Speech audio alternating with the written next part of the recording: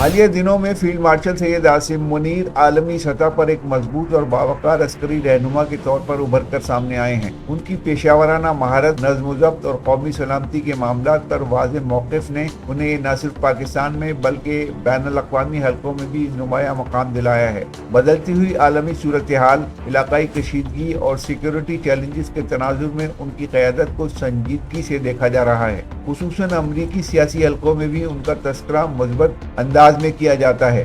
امریکی صدر Donald Trump سمیت مختلف عالمی رہنماؤں کی جانب سے ان کی قائدانہ صلاحیتوں کو سراہا جانا اس بات کا مظہر ہے کہ عالمی طاقتیں خطے میں استحکام کے لیے مضبوط اور پیشہ ور قیادت کو اہم سمجھتی ہیں۔ عالمی رہنما عموماً انہی شخصیات کو قدر کی نگاہ سے دیکھتے ہیں جو نہ صرف اپنے ملک کے مفادات کا تحفظ کریں بلکہ علاقائی امن و استحکام میں بھی تعمیری کردار ادا کریں۔